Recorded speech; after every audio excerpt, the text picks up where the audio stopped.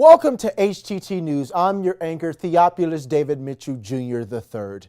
We have a special guest joining us today. There's been some controversy surrounding a bishop by the name of Joel Osteen down in Houston. Hurricane Harvey has devastated the area, and some are calling out Joel for locking his church doors. We're going to see what his ass has to say about this. And once the church started accepting those donations, they started piling up quickly. The volunteers are lining up once again this morning. You can take a look at part of the work that they've done so far. A mountain of towels on one side, and on this side, a ton of baby supplies. I promise you, we'll make you feel right at home. He's the famous TV pastor leading one of the largest congregations in the country.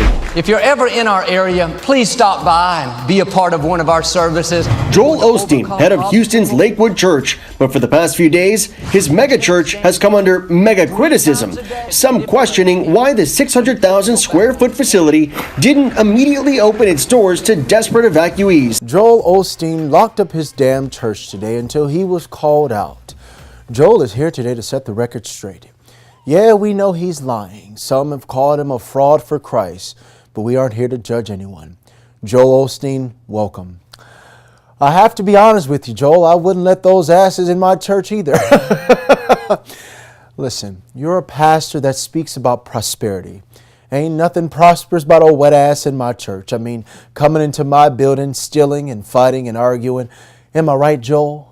First off, the building was inaccessible. The floodwaters went down. I mean, this building flooded in 2001. It had 10 feet of water in the lower bowl, and we put up floodgates, and it kept it from going over. It's only a foot away. But you know, I think, George, the narrative is that we didn't want to take people in, or that we didn't open in time. It's totally not true. We were here for people. We were a shelter. We were taking people as soon as the floodwaters receded, when several people came here to take them in. But the city has a shelter 4 miles from here. We work with the city all the time, and when their shelter was totally full, they started bringing people over here, and here we are again today doing it like we did in 2001 when we housed 3,000 people. So I don't know, I think somebody created that narrative that somehow we were high and dry, and none of that is true. This building, it was a safety issue, and we took people in from the very beginning. Joel, we'll have to call you out because you just told a lie.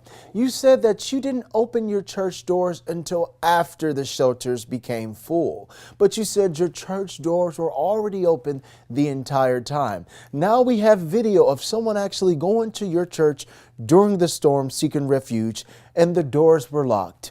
Yet your 15 cars were parked untouched in the church parking lot, and we also saw the church van doing just fine as well.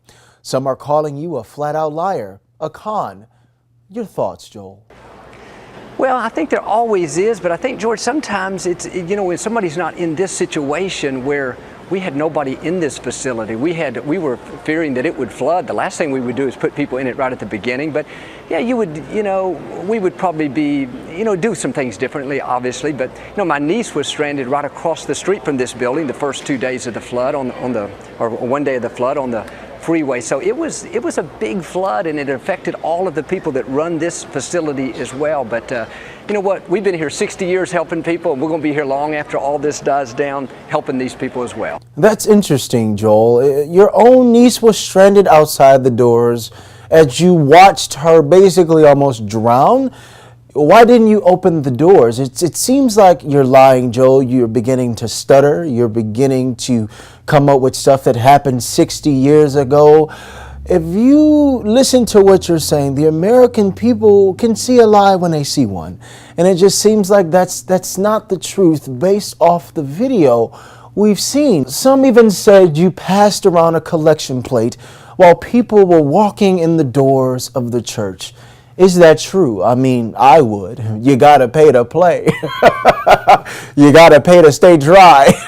Was money being collected at the door? Well, just what you said, George, it's long term, because this, we'll get them out of the shelters over time when we can, but they need help rebuilding their lives. And so we have teams set up, and we have hundreds of pastors that have already called, and organizations like Samaritan's Purse and World Vision.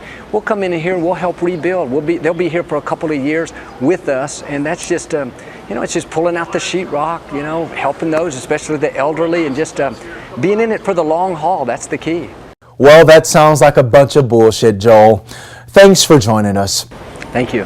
We understand your stance when it comes to Houston residents coming into your church. I mean, the Bible does say, come as you are. But for you, Joel, you allegedly told people don't come wet and don't come broke. I'm your news anchor, Theophils Davis Mitchell Jr. III. Thanks for watching HTT News. Good night and good luck, America.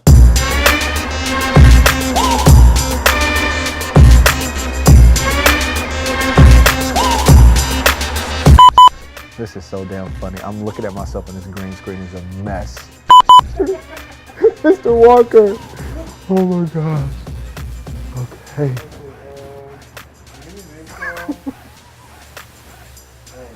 Theophils Davis Mitchell Jr. Let's do it again. It's the third. Junior the third. Let's do that. Theophils Davis Mitchell the third Jr. Also saw the church fan. Joe the fan was doing just fine. Sorry, can we start over? I'm sorry. The church doors were already open. Now we have video of someone actually going to your church during the storm seeking refugees. I'm sorry. It's refuge. I'm sorry. So even your own niece was stranded and you... Sorry, go. Did you pass around a collection plate while people... I'm sorry. You can always cut it and then edit. Seems like complete bullshit to me. Well, Joe, thanks. Say that. Say it. All right.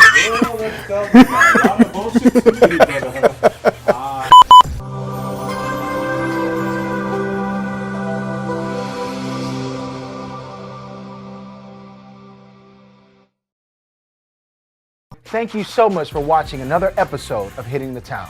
We appreciate your support. Now, we are glad that you are watching, but you all know you haven't subscribed to our channel yet.